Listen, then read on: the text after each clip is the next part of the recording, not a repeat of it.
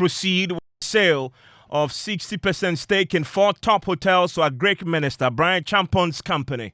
As a minister, I can tell you on authority that NPRA has since indicated that they had seen the processes and they think that SSNIT can go ahead. Government is now firmly on a coalition course with organized labor and the minority. We have reactions.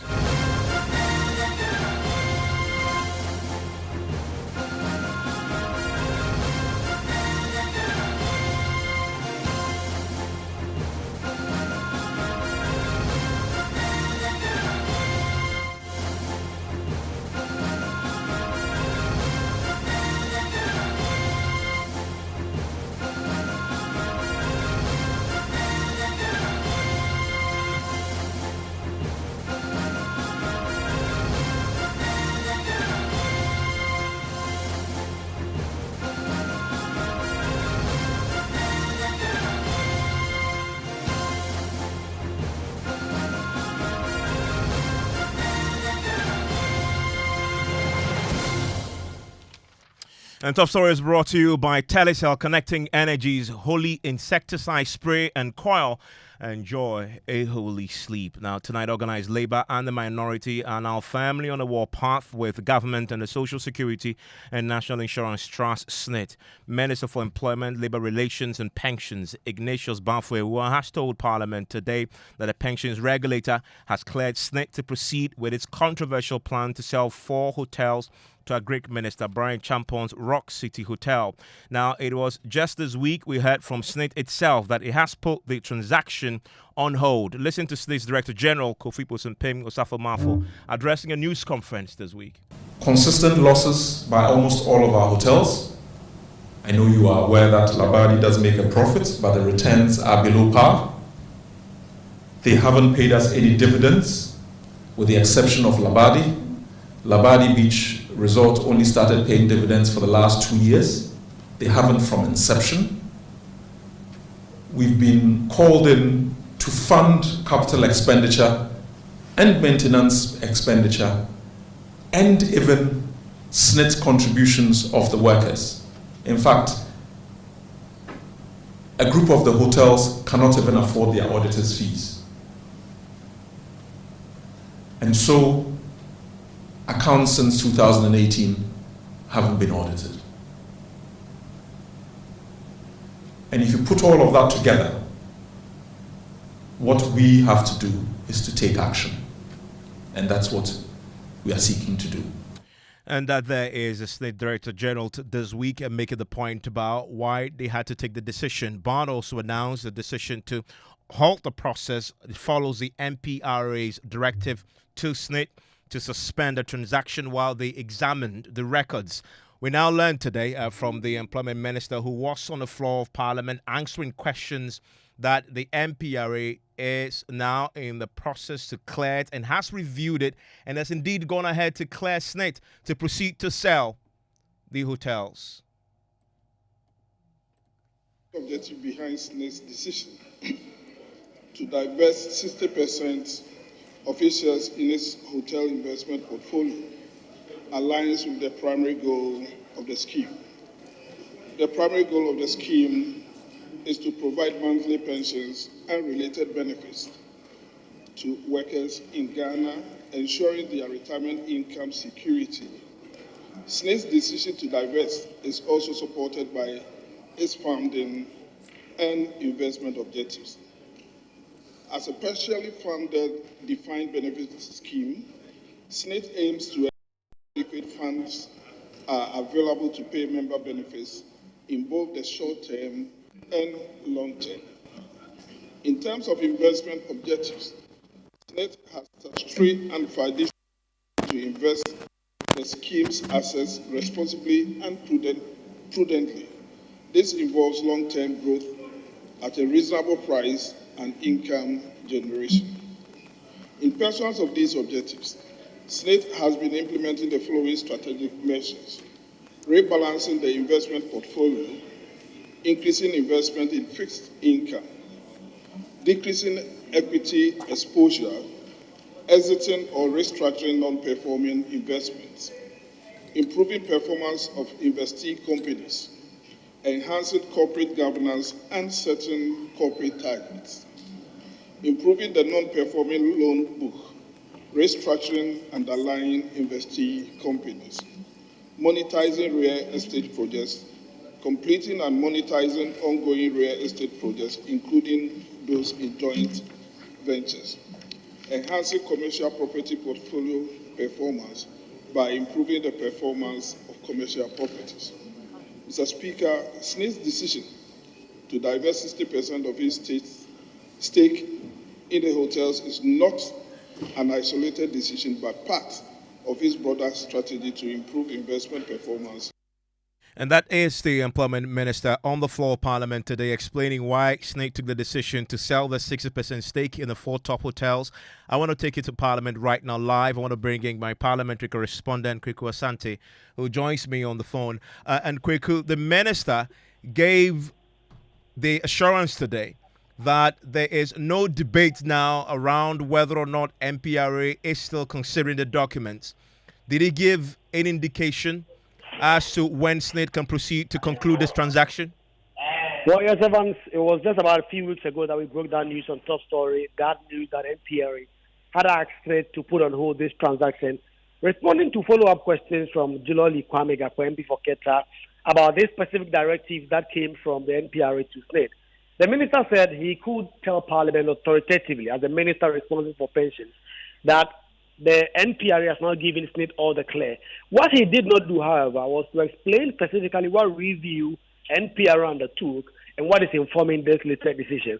But the announcement he had for Parliament was that SSNIT has been asked to go ahead, and it appears SSNIT is continuing, as of the time he was responding, to conclude the transaction and sell off the 60% stake in those 4 hotels to Brian Achampon's Rock City Hotel. Yes, it is true that NPRA came up with a directive, but I will appreciate if my brother, my colleague, really read the directive from NPRA. It said it needed to be furnished with all information relating to the sale of the hotels, which SSNIT has since done that.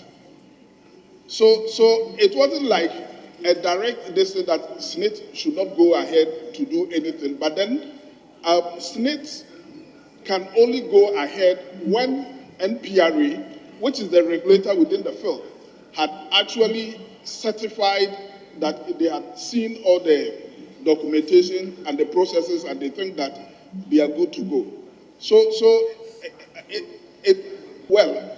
Honorable, please conclude your answer. Yes. So, as a minister, I can tell you on authority that NPRA has since indicated that they had seen the processes and they think that SSNIT can go ahead. So SSNIT can go ahead authoritatively from the minister. Were there reactions on the floor, Kweku? Well, yes, MPs were shocked. In particular, you would see from the minority side that this was something that was coming to them as news. And some of them even telling me now that they intend to use the parliamentary process. Kudusah Blakwa, who has been leading this crusade, in whose name these questions stood, was not in Parliament today. We understand he's been traveling on some official duties. And so he would have done a lot of follow-ups on this to try and get some understanding. But that was not done. It was later on that the majority leader, Alexander Afenyo-Markin, was trying to get the speaker to get a minister to respond to whether or not SSNIT itself has been selling off assets prior to the coming into the Ekufuor administration in 2017, that there was some back and forth as to whether or not he, in making those comments, had made comments that will be considered insulting to women, to which the Deputy Minority Whip, Comfort Doyogansa, did respond that he saw that understanding was an insult to women and that even men that are on the floor could not even last for an all night. Really not really related to the specifics of the conversation, but those were some of the issues that came up right after the minister provided those answers. Kweku, thank you very much. Thankfully, Kweku, we can speak to Samuel Okudzeto Blakwa himself, the MP for Nocton. He filed this question and he joins us right now. Mr. Blakwa, thank you for your time here on Top Story. Apologies there for that interference in the background. Mr. Blakwa, can you hear me, please? Yeah, good evening. I can hear you. Great. So the minister there is very clear, did not mince words. I can tell you authoritatively that NPRA has given the all clear to SSNIT to proceed to sell the stakes. Your reaction? Minister is the Minister for Employment and Labor Relations is clearly underestimating the resolve of the Ghanaian people and is really toying with fire. On what basis are they going to proceed with this dubious transaction? I have published the 24th May 2024 Transaction Advisors Memo to the board. It is damning.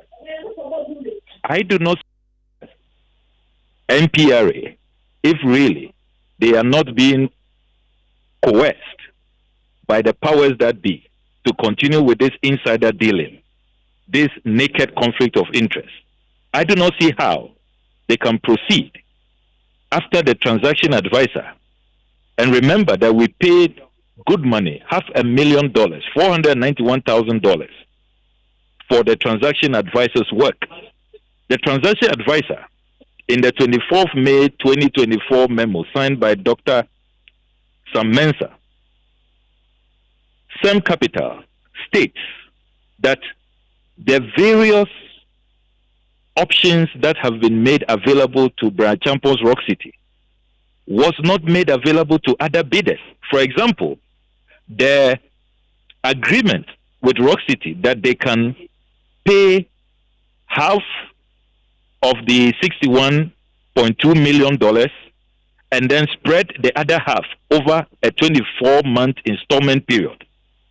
According to the transaction advisor, this goes against the procurement process and the objectives of SSNIT. Other bidders were not told that they can also make installment payments. So clearly, you see insider dealing at play. Again, the transaction advisor reveals in this memo that there was no bank guarantee supporting the Rock City bid. If you read SSNIT's own pre-qualification requirement, they made clear that all bidders should submit a bank guarantee. Rock City does not have that. Again, another damning finding by the transaction advisor is that Rock City did not show ability to pay, that Rock City's financials cannot support the payment plan that they have put forward. So on all fronts, even if you put aside the constitutional violations, the violations of Article 284, Article 78, Article 98, the conflict of interest, the transaction itself, Rock City should not have even met the pre-qualification criteria. They should have been disqualified right from the beginning. So on what basis is the NPRA? Look, clearly, the minister, the NPRA, they just want to continue with this insider dealing, this obnoxious deal, which shortchanges the Ghanaian people. And I can announce to you this evening that we have initiated talks with all our partners. We are going to launch nationwide demonstrations against this deal. And that will not be the only measure. It will also come with strike actions. We will also explore other avenues. Since they want to test our resistance levels, we are willing to take them on. But Evans, you can be rest assured that you are going to see in the next few days a major announcement, and we are going to roll out nationwide protests and other constitutional means of resistance. We are saying that we are Ghanaian workers. These hotels belong to us, including the profitable ones. We are saying that they should not be sold. If SSNIT has no ideas, no clues about how to keep these hotels running and functioning, they just have to resign. It's not by force. Nobody is being compelled to engage in public service. You can go do something else. To openly be telling us that you run out of ideas, and you are not fit to run these state assets. Meanwhile, the very people who are telling us that they cannot run these state assets, they cannot bring those ideas to bear in cabinet and elsewhere, are willing to buy it, sell it to themselves, and suddenly when it becomes private property, it can be worthwhile, it can be profitable, they can run it, they suddenly will have ideas when it becomes private property. I mean, what do they take us for? I mean, but Mr. Blackwell, considering that the regulator, the pensions regulator, has now reviewed the documentation around this transaction and has cleared it, it's cleared procurement, it cleared the NPRA now, what really is wrong with this transaction, considering that it's gone through all institutional checks? If the NPRA has confidence in what they have done, they should publish their work. I challenge the NPRA to subject the review process to public scrutiny. They should tell us what they have reviewed and how, in the face of all of what we have put out, all the documentation on this, right from the legal infractions, the procurement breaches, all the way to the latest report from the transaction advisor, whom we have paid good money, over 7 million Ghana cedis. NPRA should publish. I mean, look, this is a public transaction. You are acting in our name. Sovereignty resides in the people. We have the right to know. So the NPRA, look, the minister cannot just come to Parliament and say, I can tell you authoritatively that NPRA has given the green light. What is the content of that green light? We want to know. The review that they did, all the so-called checks, the fact that this transaction has met all the standards, they should publish it. Publish the report on the review that you have done and let all of us see it. And let's know if the NPRA has done something it can defend, it can justify, it can be proud of. They should publish their work. Why are they keeping their so-called green light in secret? No transparency, no publications, and they just want us to take the minister's word for it. What do they take us for? This week, SSNIT itself gave us a bit more clarity about what they've done in the attempt to save the hotels. And they tell us that they've spent at least 200 million cedis just in an attempt to save these hotels. And these are monies that they spent, pensions funds that they could have invested in something else, high-yielding instruments that they spent rather to save the hotels. And that is why they can no longer continue pumping pension funds into this. And that's why they need to dispose of these hotels. You don't agree that that is a prudent course of action? They should be ashamed. All those who have been running SSNIT and running these hotels should be ashamed, telling us this. You just throw money away, no due diligence. Is that what they are telling us? They didn't look at management. If you look at the case of Labadi Beach Hotel, which is a classic case, when management was changed over a decade ago, Labadi Beach Hotel began making profit and has been so profitable since. Very, very profitable. So we want to know what measures were put in place. Is it just about throwing money at problems when you could have engaged in other options to salvage the hotels in your portfolio that are not doing well? If other hotels can do well, some of them on the same street, see how close Labadi and La Palm are. If Labadi can do well, why is it that La Palm was not doing well? Are they not the same people who were engaged in wrong appointments, who will do all kinds of government programs and not pay, who deliberately run down these places? Look, let the books be open. Let us subject people's conduct to scrutiny. You can't just come and tell us that, look, we have been spending money, we are not getting the returns, so suddenly we want to sell it off to a colleague in government. I mean, what do you take us for? When all the processes about this sale, right from the constitutional provisions, they have all been violently violated, and now the transaction advisor is telling us that you have created a sweetheart deal, a set of rules for one person not available to other bidders. I mean, and you want us to think that you are engaged in a conduct of integrity, a conduct that we should support?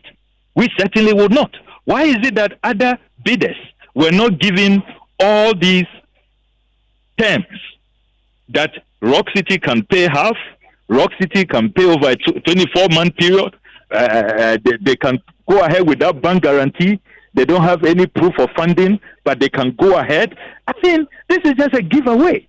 They are just handing over our hotels to a colleague in government. The state capture that we have been condemning, that we have been fighting, that is what is at play. You've indicated on the back of this announcement by the minister that SSNIT has been giving the go-ahead now to proceed with the sale to Rock City. We're going to be seeing protests and strikes. What about Parliament itself? Are you using the parliamentary processes to also demand accountability on this matter? Well, as you know, I filed these urgent questions. All the work we do both within Parliament. Indeed, we start from Parliament and we continue also outside Parliament, because we must involve the people and involve all our partners in this matter. So we will continue to use the parliamentary tools. Certainly, the minister will have to come back. I am going to be demanding that the minister is summoned, and he must come with the NPRA, and they must come and justify, tell us what they have done, the review processes that they did, and how, in the face of the transaction advisor's damning verdict, how the NPRA can give SSNIT a green light. We want to see what kind of work they have done, and if they themselves, the minister should not be removed from office, if he shouldn't face a vote of censure, if those at NPRA should not be sanctioned for taking us for a ride. We will want to know. Don't forget also that we'll continue to cooperate with SHRAJ. Yeah. But as I have told you, we are going to have a series of national demonstrations. We're going to pour out on the streets, bigger than what we did earlier. And we are going to do everything in our power to resist this transaction. Have you heard anything from SHRAJ? Yes, definitely. We've been in touch. We've been exchanging documents. You do know that since my 17th May complaint was filed, I've intercepted additional documents which I have made available. So the investigations are very much alive, and we continue to cooperate with SHRAJ. Okay, thank you very much. That's Samuel Kudita Blackwell, the MP for North Tongue. He filed that question on the floor of Parliament today. And if you're just joining us, that developing story around the sale of 60% stake in 4 top hotels by SSNIT. The minister responsible for employment and pensions, he's been on the floor of Parliament today and has announced that the pensions regulator has cleared SSNIT to proceed with the sale of the 4 top hotels to our Greek Minister Brian Champon's company. I want to bring in right now Abraham Kumsing. He's the Secretary General of the Ghana Federation of Labour. And as you know, the organized labor, they've already declared their stance on this matter.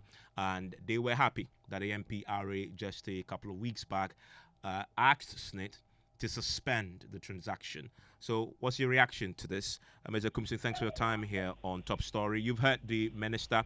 The sale is on. SSNIT can now close this deal. What happens now? I'm surprised the minister is now deeply involved in this thing. But for organized labor is meeting tomorrow. The leadership is meeting tomorrow. We are meeting tomorrow. So we have started the meeting already, not because of what happened in Parliament today. So we are meeting tomorrow to look at it. But you see, like the Honorable Ablakwa said, I have a copy of the report, the transaction advisors report. And their recommendation is that the proposal offers an installment plan with no confirmation of availability of funds. Payment is based on the cash flow of RCH with no credit enhancement from any bank. There is no indication of ability to pay. And if you read the recommendations, it's very clear that the Rock City Hotel don't have, finally they said they don't have the financial models. That's what the report is saying. The Branchampons Hotel hasn't the financial model to purchase these 50% shares. So I don't know why they are pushing this thing. How urgent is it? Because the hotel business is good. Hotel business is very good. Alicia Hotel, for instance, they have recently opened a branch in Kenya here. They are doing very well. So why can't they employ competent, experienced people to manage these hotels for us? And as I said at the time, strategically, the location is fantastic. It's marvelous. I mean, so why are they telling me? Well, these arguments have been made, and yet we heard from the minister today on the floor of Parliament that the SSNIT is going ahead to sell it. I want to bring in your colleague from the National Association of Graduate Teachers, President there, Nagrat, and Joe Kabonu joins us right now. Mr. Kabonu, so there you have it. It's fait accompli now. SSNIT has been authorized to go ahead and sell the 4 top hotels, 60% shares in that to Brian Champon's company. You lot met and decided that if this sale goes ahead, you will protest. There will be industrial unrest. Is that what we are going to see on the back of this? Or you've changed your mind to just let it go? Absolutely, the position of Nagrat tomorrow, an organized labor meeting have been convened. And the position of Nagrat tomorrow will be to suggest to the entirety of leadership that all organized labor unions in the country should lay down their tools. That is going to be the position of Nagrat. Why? Isn't that extreme, is it not? No, at all. It looks as if one person, one hotel is more important to the government than the entirety of pension contributors in this country. Our position, our suggestion tomorrow at the meeting will be that organized labor will have to shut down completely. And from what you understand of the unity among your front there, do you have a sense that your other colleagues will align with you on this call? Well, that is the meeting is being convened tomorrow at the TUC hall, and we are going to attend that meeting. The meeting will be soliciting views from the entirety of organized labor leadership. So Nagrat will come with his view, Nat will come with his view, Cluster will come with his view, and all that. And when we go, for us, any attempt by anybody to explain anything to us will walk out. Our position will be emphatic that organized labor unions will have to go on strike. That will be the position of Nagrat tomorrow. And I am telling you ahead of the meeting. So when we get there, we will strongly push through our views. And when we do, we will see whether we will be able to convince our other colleagues. And if we do, we will call that we go on an indefinite strike. Abraham Kumson, is that your position too at the Ghana Federation of Labour? Why not? We are together on this particular issue. So I don't see why they should sell the hotels. For what? If it is mismanagement by the management team, why do you keep them there? What is it? I don't understand. Why are they rushing to sell this thing? For what? Even we are happy you are helping us to deal with these issues, and we are very happy you are playing your role, because your contributions are also going to the fund. If you are not very careful, you will retire one day and there will be nothing for you to collect at the end of the year. Thank you very much. Thank you very much. That there is Angel Kabonu, who's the president of Nagrat, and you also had Abraham Kumson there ahead of tomorrow's all-important, crucial meeting of organized labor on this particular subject. And I want to take you live now to the Joy News studios right now, where my colleague Kojo Yangsing is anchoring our next national dialogues, the NCDs, the non-communicable disease, the silent epidemic. You really don't want to miss that. Stay with us. We have a panel that will be delving deeper into this. You may have seen our documentary on this particular issue. We will be joined by Dr. Jacqueline Thompson, who is a family physician, also at the regional hospital. We have Dr. Kwashi Boahene, who is a director health systems, farm access. We also have a senior lecturer at the University of Ghana, Professor Gordon Abeka Nkrumah. We also have Dr. Eric Nsiabuating, who is head of M&E at the Ministry of Health, and Labra Musa, who is a national coordinator, NCD Alliance. I take you live now to the Joy News studio.